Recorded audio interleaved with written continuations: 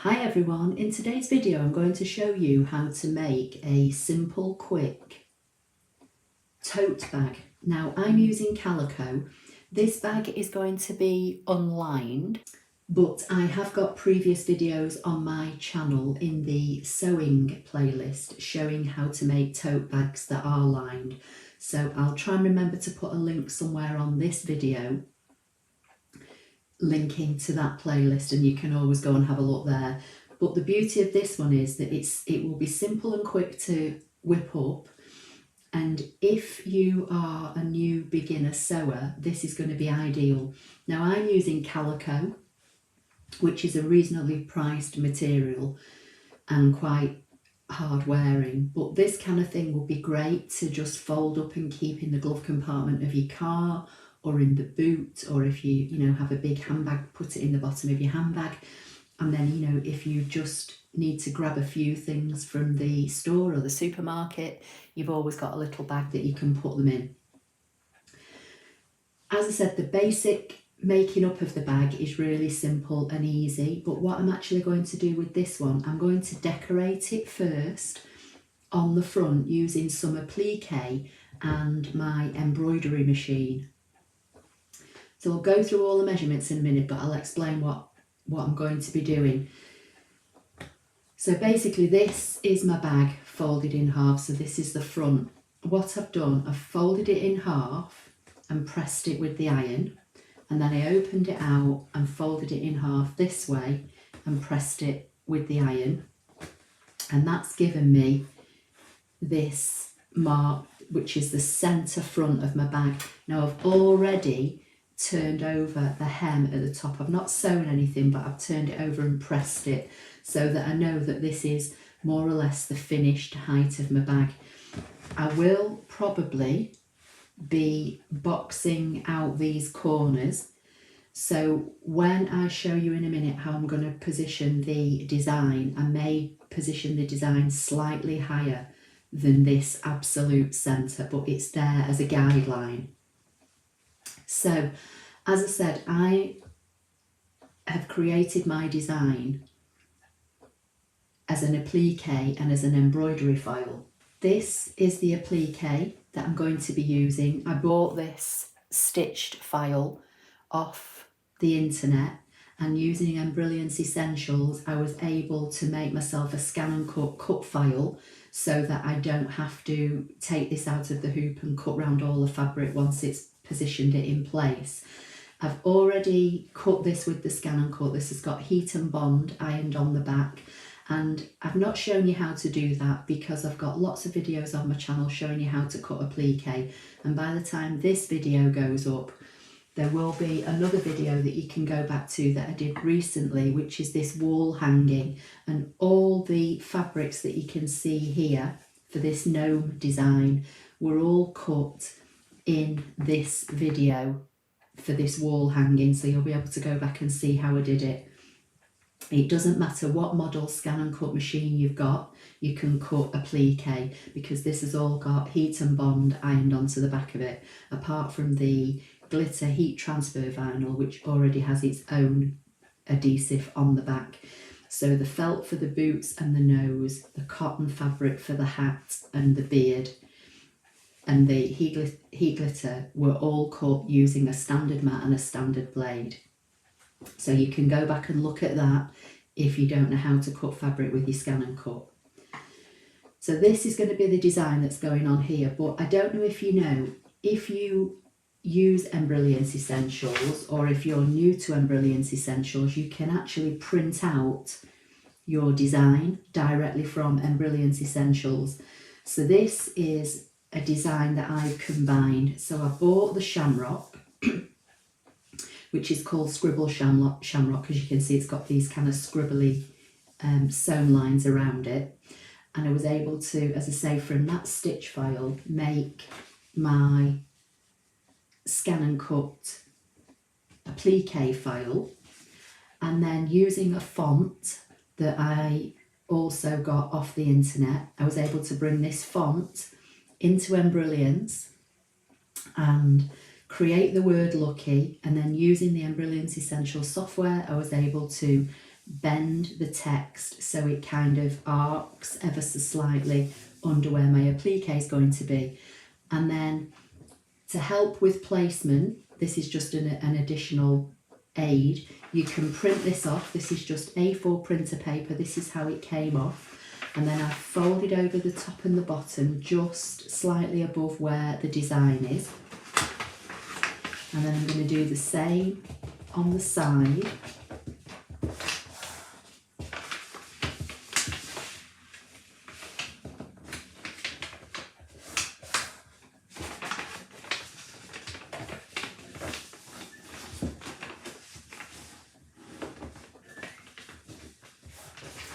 And then again, if you're new to embroidery, this will give you a visual aid of where your design is going to sit on your project, and you can decide where you want it. So as I said, I've already found the middle of my bag, and the printout puts crosshairs in for you showing where the middle is on the horizontal and on the vertical. So I can now line up this vertical line with this vertical line I pressed into my fabric, and then I can position the horizontal line on the horizontal line that I've ironed into my fabric, and it will show me where the design, can fit. So then I can bring the plastic grid line from my hoop, and the hole that's in the middle of my grid I can centre to the design, and I can align the design up so I know it's straight. And then what I can do, I'm going to use my ScanNCut fabric pen, so I can hold on to this plastic guide, I can slide the paper guide out of the way, and then I can mark some points with this pen on the front of my calico, so that when I come to hoop this up, I can get this in the middle of my hoop, and then I know that the design I'm going to create on the front is going to be where I want it. Now, as I said, if you're not going to be doing any embroidery, you don't need to do any of this. You're going to need a piece of fabric that is 16 inches wide by 36 inches long, which you're going to fold in half, and then you're going to turn over 1/2 inch and press, and 1/2 inch again on the two short ends. This is going to be the top of your bag. Then you also need 2 pieces that are 3 inches wide by 16 inches long, and then you fold them in half and press. Open this out, fold the outside edges into that centre line that you've pressed, press it again, and then fold it over and press. And this will become your handle, and you've got 2 of these. Okay, so that's all that you need for the basic tote. It's super simple, super easy, and fairly minimal supplies. And if this bag turns out okay, I'm probably going to put this in my online shop for sale. But on my Apple Lover 53 website, I do have a shop tab, and on that shop tab there's a link to my Stampin' Up shop, which is my paper crafting shop, but also there's the cutting file shop. So I sell pre-made ScanNCut cutting files ready. So for anybody that's new and is nervous about making their own designs, I do sell cutting files. I also sell adhesive, and I've now got a handmade items tab all under that shop tab, and I'm just going to start putting just an odd project in. So the first thing I'm going to do is hoop this up and set up my embroidery machine in readiness for putting the applique design and my embroidered words. Okay, so I've hooped a piece of tearaway stabiliser, and I've positioned the top of my hoop just so that I know it's sitting in the right place, and I've got my grid. I've got my piece of calico. This is the front of the bag, I can see where my dots are that I drew on before. So I'm just going to fold this in half, keeping it nice and level. I've got the centre mark that I ironed in with my iron, so I'm going to position that now so it sits centrally to this grid. So I'm just going to hold it in place and lift this top section away, still trying to keep this all nice and straight. Fold the fabric back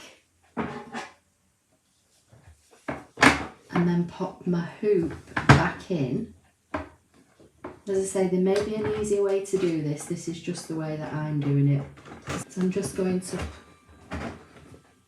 make sure it's all held in place. Stretch the fabric out so it's nice and taut. And everything looks more or less lined up, so I can remove the grid, and then I'm just going to bring all this fabric out of the way and tighten the hoop. So I've locked the frame into place and I've got all the rest of the fabric dangling off here at the front. My hoop locks in on the back. A lot of machines, the hoops fasten in on the left hand side, but this was one of the other reasons why I liked this Janome, because it's on the back out of the way. So I've got my fabric, my tearaway stabiliser and everything locked into place. My machine is threaded up with the thread that I'm going to use. I'm going to insert the USB stick into my machine. I'm going to go into embroidery, and it's asking me, do I want to switch to embroidery mode, and I do, and it's going to set the hoop in the right place for me. I'm going to go to new. I've got the size of the hoop already set up here, which is my RE20A, which is 170 by 200 millimeters, which in inches is roughly 7 by 8, something like that. I'm going to go to new design, find it. So it's USB, that's it, it's in the embroidery file. And here it is, Lucky and the Shamrock. Okay, so I'm going to say, in fact, I'm going to take it up a little bit in the hoop. So I'm just going to use the arrows. I'm going to say okay, okay, and then it's ready to start stitching out the first placement line. So I'm just going to drop the foot on my machine and press start.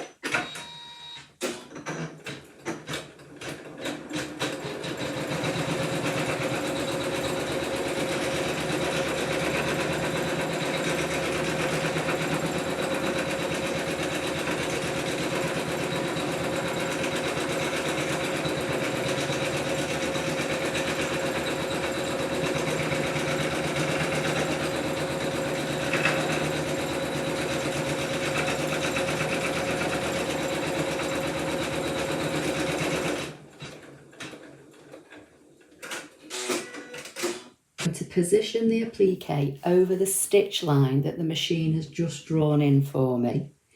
And when you're in Embrilliance Essentials, when you create a cut file from the stitch file, it inflates the design by 1.5 millimeters. So that should be enough for the stitch now to get caught up when it's doing the next part of the design. So I'm just going to press this with an iron just to temporarily hold it into place.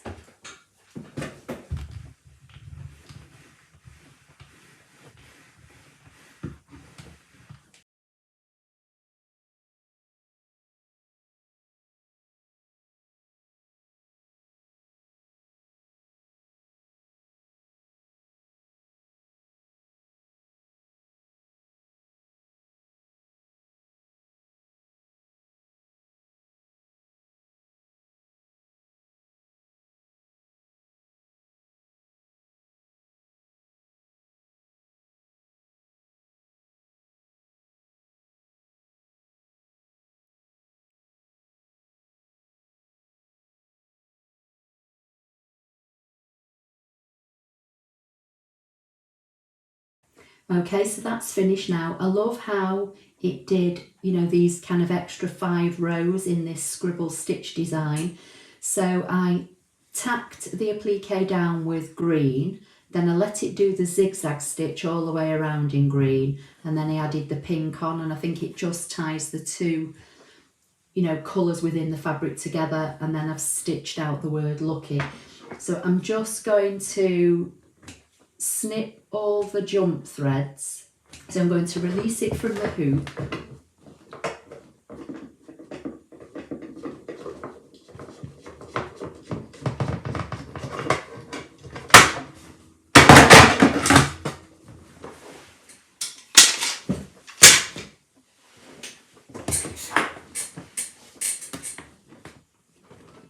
I'm going to peel away the tearaway stabiliser. This is how it's looking now. The hoop mark will come out when I give it a press at the end. So I'm going to set my machine back up for sewing, and then it's just going to be a case of whipping this bag up really quickly and simply. So I'll be back in a few minutes. Right, so we're set up now for regular sewing. I'm going to stitch down both sides of the handles. So I'm going to have a line of stitching attaching where the open edges are together, and I'm going to put a row of stitching down this side as well. That's purely for decorative really, but I think it looks nice on handles. So I'm going to do that first. So I'm just going to put the presser foot down, and I'm going to move my needle position over as far as I can get it. And that should hopefully catch the edges of the stitching.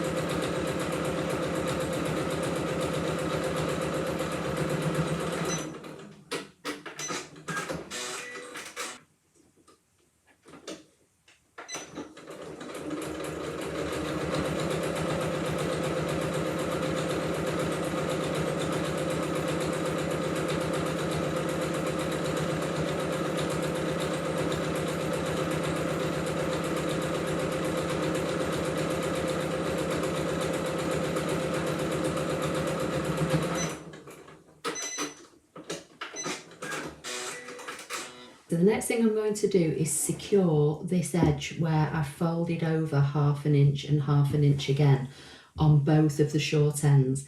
But what I'm going to do, I'm going to put my handles in whilst I am stitching this in.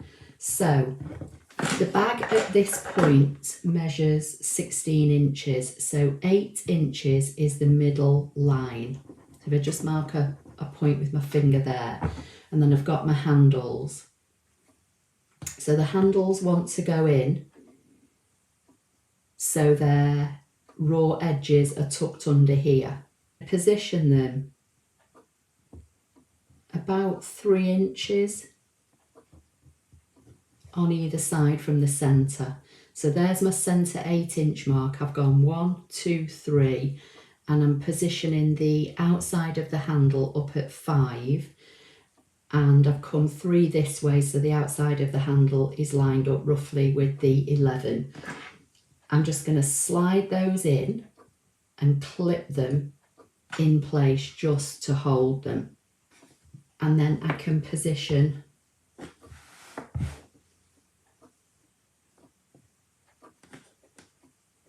the handles on this side as well. So again, slide this in, clip it.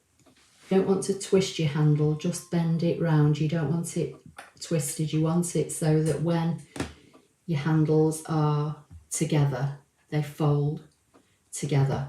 So now it's a case of stitching straight down both sides, and that will encase the handle inside here as well.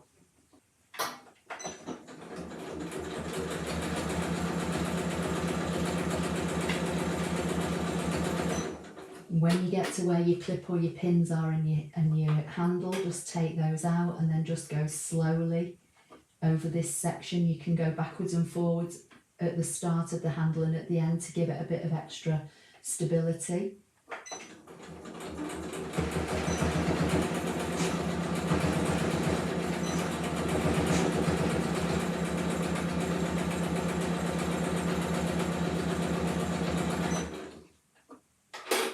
Do the same thing, try and keep your handles nice and straight, you don't want them twisting.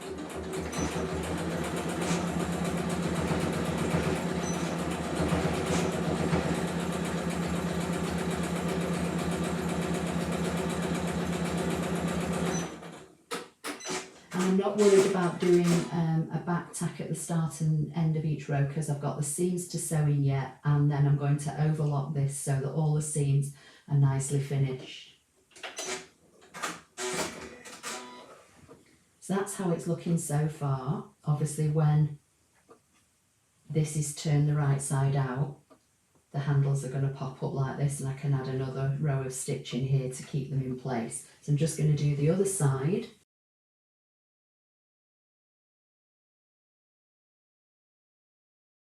So that's how we're looking so far. So now when I bring this the right side out and I fold that over, they can be top stitched again to hold that in place. You can either just top stitch where they are or top stitch right across the whole thing just to make it look a bit more decorative. So I think I'm just going to go right across the whole thing, and that will just give me a second line of stitching, and it will hold these handles in place so that they're sewn in from the underside, and then when they flip up they'll be caught in again, and it just gives them extra stability.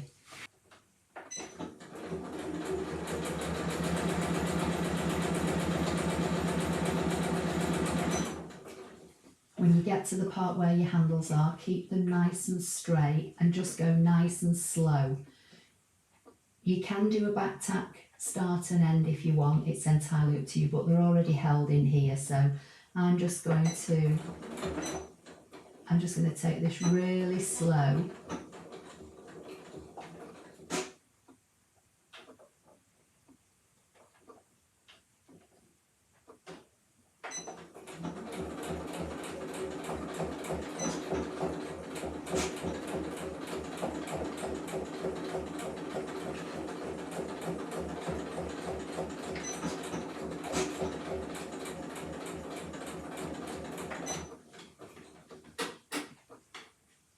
And obviously you need to do this on both ends.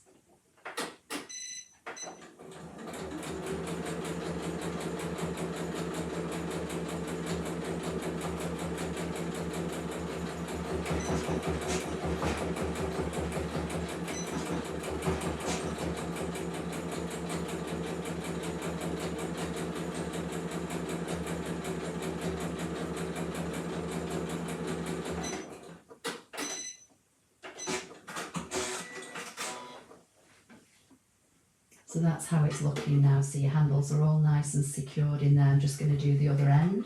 So that's how it's looking now. So I'm going to put right sides together. I'm just going to line up the top edges and line up the sides.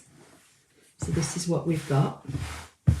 And then I'm going to sew down the two left and right side now.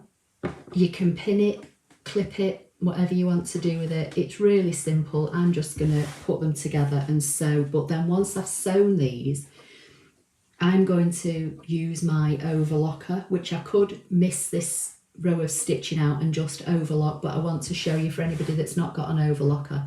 Just sew down a straight line, and then you can either use pinking shears and pink the edges to stop them from fraying, or once you've sewn your stitch line, do a zigzag stitch all the way down on the outer side of your stitch line. So if your stitch line's running along here, you want your zigzag stitches over this side.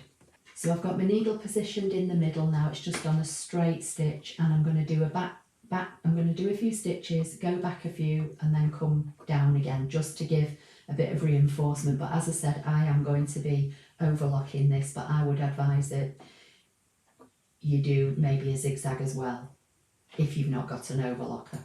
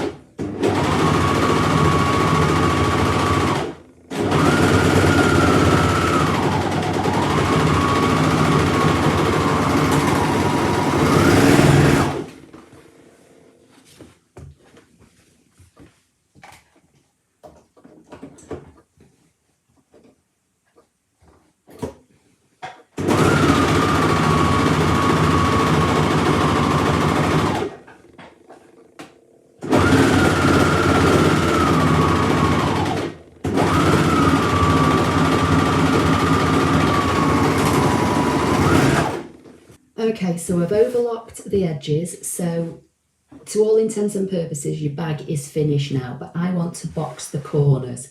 So the way that I'm going to do it is, you can do it a couple of ways. You can put your hand in the bag and find the corner and line this seam up with the bottom of your bag. But the way I like to do it is by drawing some squares and cutting them out, and then again you're going to either sew or overlock. I'm just going to overlock mine. So I'll show you what I'm going to do next. So if you followed any of my other videos, you will have seen these before. I've cut these squares for ScanNCut. So I'm going to use the 1.5 inch square, but equally you could measure 1.5 inches in and 1.5 inches up and then cut. And the way that I like to do mine is I like to position my square from the edge of the stitching. So I'm going to line up the 1.5 inches with the bottom of the bag and the edge up with the edge of my overlock stitches and just draw around there. I'm just going to use a pencil because I'm going to cut this out anyway. It's just so long as I can see it, and do the same on the other side. So line up the square with the bottom of the bag and the edge of the square with the edge of the stitching. So now I'm going to cut these two squares out.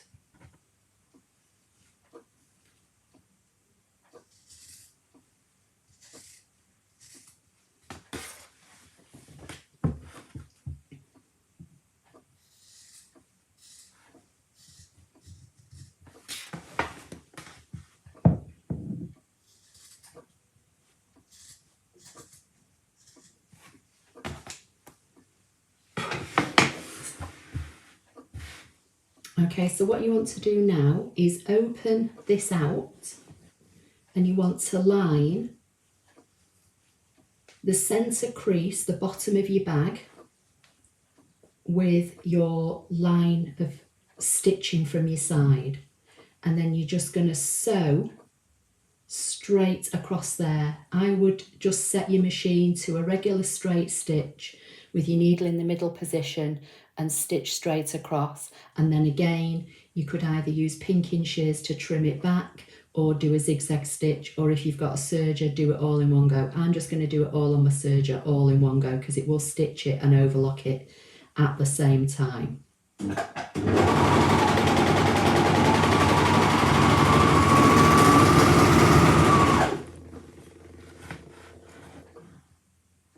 Okay, so that's stitched it and overlocked it all at the same time.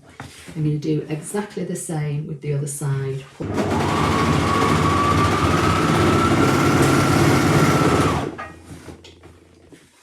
That's it. So I'm going to turn it right side out.